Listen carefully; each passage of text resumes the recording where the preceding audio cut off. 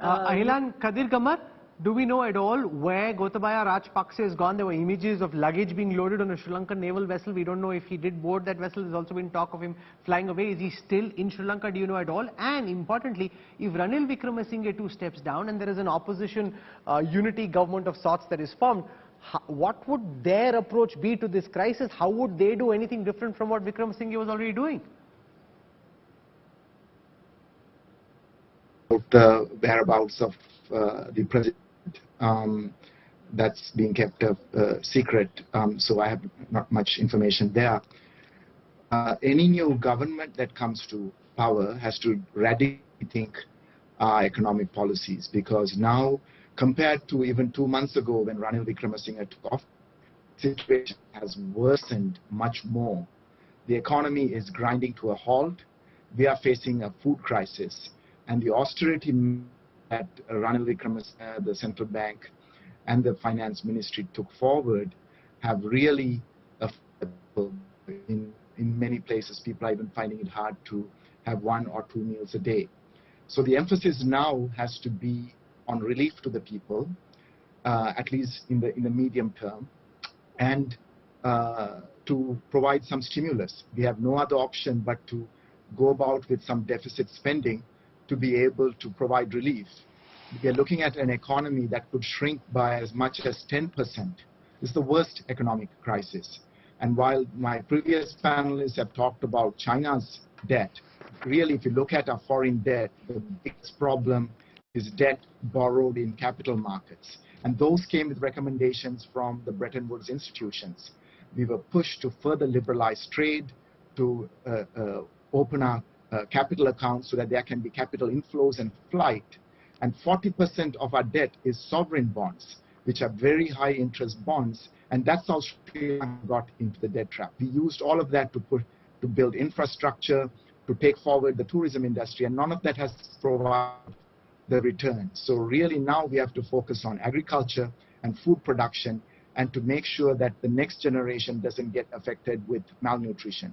We have to completely change trajectory. Now, whether the new government will have the political will to do that, or they are going to go ahead just following the IMF, which Ranil Wickremesinghe and the other officers in the last few months is going to be the big question. And I think that's the people's demand to be able to address their immediate needs. Your sense of this unity opposition government which opposition parties are trying to form, and whether that will be able to ensure that Sri Lanka comes out of the kind of mess it finds itself in? And is there an acknowledgement that the kind of debt given by China, I think Ambassador Kanta spoke about how useless some of those projects were. You've built up these mega projects, and remember at that time when India was flagging these concerns, Sri Lanka seemed very charmed by Beijing, and now the only country or the one country that's come out and helped in as much as it could and to the extent that it has is actually India.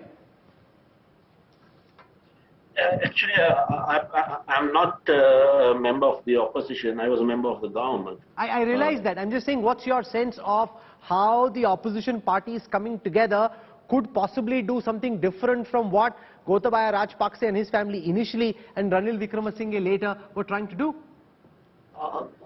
Actually, I'm not sure what the opposition has in store, but at the moment, it's a day-to-day battle. For example, every month we need about 550 million for our fuel requirement. The central bank, when we had the Gotabaya government, we were able to get about 150 million. So now, without any government, I don't know how much we can collect in the future. So therefore, I think it's imperative that we form some form of an interim government. The religious leaders and most of the people have been advocating all-party government. But today, I believe the opposition leader has said that he wants a government led by the SJB, and that becomes a little bit impractical. So I don't because what he commands is about 50 seats in the House. So and different people want different objectives, but the reality is, even for us to go for an election, it will take a minimum of 6 months' time. So during that six months, I think the best option would be to form an all-party government. You know, what do you make of these images of people swimming in the president's pool, playing piano in the Prime Minister's office. Did you ever imagine that the mighty Rajapaksa family would have to flee in this fashion? Where do you think this very powerful family got its script and its handling of Sri Lanka so wrong?